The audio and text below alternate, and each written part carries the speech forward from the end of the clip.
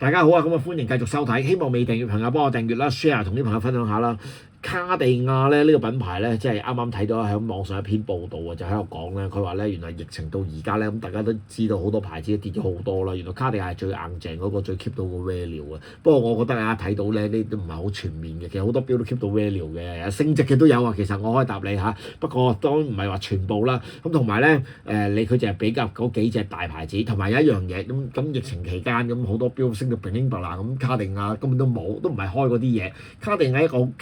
好特別嘅牌子嚟嘅，佢行翻佢自己嘅，完全咧唔會話哇興啲咩錶佢就砌啲咩出嚟，又冇嘅喎嚇。咁啊經典嘅款亦都多啦，俾人嘅印象偏向，我覺得啊可能有啲偏向女性化多啲啦。咁啊同埋呢個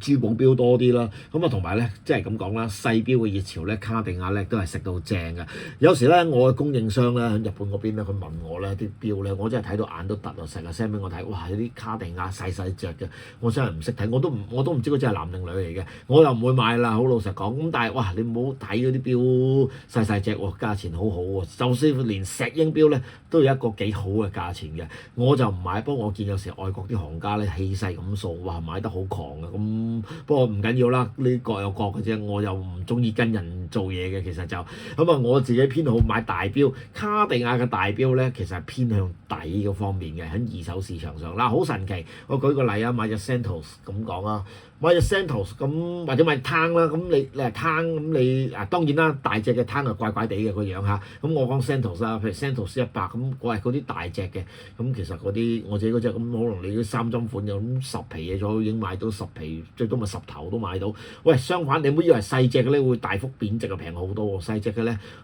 即係就算用買賣嘅角度都係受歡迎好多，多人買好多嘅，咁同埋嗰個價錢相對於好高嘅嚇，咁呢個係令到我有啲摸不着頭腦嘅嚇。咁啊卡地亞咁啊今日介紹一隻咧，人稱叫做卡樂 B 嘅手錶。卡樂 B 嘅即係其實即係呢個我哋嘅叫法啦，香港人嘅叫法啦。正式嚟講咧叫Cartier Celebi de Cartier。咁啊卡地亞咧第一批初代有自家機芯嘅款式。今日呢隻咧就唔係普通嗰啲卡樂 B，就係一隻咧嘅嘅款式，咁啊一般嗰啲咧就冇咗呢個潛水外圈嘅，咁嗰啲就好多，我成日都攞嚟買賣嘅，大家可能有睇翻我嘅片啦。咁嗰隻錶我覺得都幾討好嘅，咁有啲就同埋一來尺寸大啦，咁其實嗱真係好平嘅，嗰啲咁大隻咁幾皮嘢，真係有時我覺得比細隻嗰啲仲即係細隻當然冇嗰款啦，但係細隻嗰啲都咁幾皮嘢買唔到嘅，其實就嚇，即係卡地亞好特別嘅。咁呢隻咧就潛水款嘅，條街咧就少有啲嘅，咁佢有兩個顏色，其實我好耐之前都介紹過嘅，就黑色嘅。今日揾到隻藍色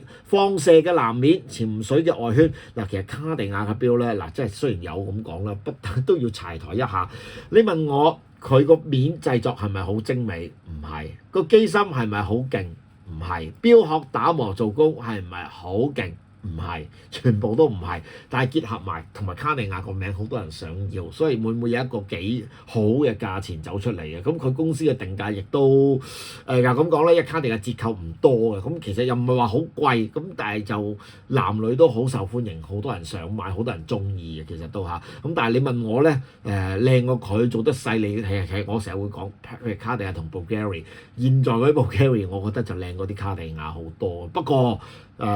市場終歸歸翻市場，咁啊卡地亞不能否定係受歡迎嘅 Bulgari 好多。跟住介紹呢隻錶咧，其實係一個少有地高配置嘅卡地亞，個規格高配置，不過冇乜用啊，啲人係唔係好欣賞啊。咁啊呢隻錶咧，咁首先啦，42mm 嘅直徑啦，18K Rose Gold 啦，一個可旋轉嘅單向旋轉嘅外圈啦，放射藍面，咁咧就有個鎖把龍頭，個300米防水。卡地亞我諗係最強防水就呢隻啦，我諗唔會有深潛㗎，我未見過啦。潛水錶印象中只係得呢隻，咁可能你會話 Pasa 係咪潛水錶咧？咁以前嚟講一隻防水錶啦，防水性能高啦，係咪潛水錶我都唔敢講，因為嗰款亦都有好耐。但係正式打正旗號做運動錶就係呢隻啦。咁你買普通嗰啲叫做卡樂 B 啦，咁啊 Celebi de Cartier， 普通嗰啲冇個旋轉外圈嗰啲就個的啊冇鎖把龍頭啊，呢個有鎖把龍頭啊。咁啊一個放射藍面咧，其實運動錶嚟講咧唔係佢強項啊。咁一個好其實都冇乜違和感，好少有羅馬數字嘅潛水錶，兼且仲係行一個小3針。不過當然羅馬數字我第一下諗起就係寶璣都唔知點解走去整羅馬數字嘅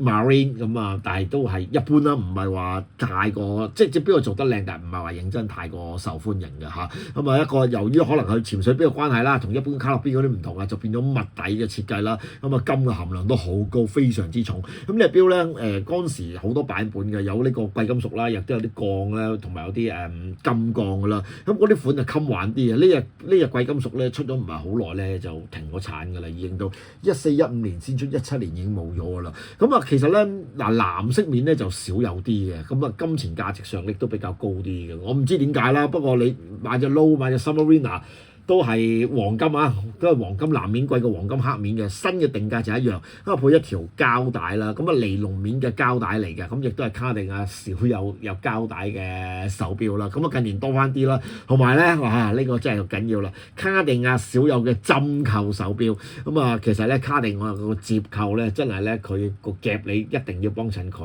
買啲錶帶，咁啊真係咧幾難用嘅，同埋將條帶硬到咁薄咧係好快打柴嘅，如果你成日戴嘅話，咁啊當然啦，呢隻係潛水錶，冇理由整嗰個扣㗎，係嘛？咁啊合理翻好多啊，成件事就嚇，咁啊隻錶。咁啊，當年嚟講，其實定價亦都唔係話太過平嘅，194000蚊，差唔多20萬咁滯㗎啦。咁啊，但係呢啲錶咧，二手市場上見到咧，嗱藍色個價錢就會高少少啊。我見一般嚟講都係可能10萬多少少啦。如果黑色嗰啲啊，10萬蚊左右啦。咁以咁大隻嘅運動型錶卡地亞嚟講咧，都其實買大嘅卡地亞相對於係抵過買細嘅。我唔知點解嘅，冇得解嘅嚇。咁但係市場上我唔知你點睇啦。我中意買大，唔中意買細嘅嚇。咁啊好啦，今日就介紹呢隻啊潛水款嘅卡地亞咁啊 Celebra di Katia 咁啊嘅戴法，咁啊多謝大家收睇。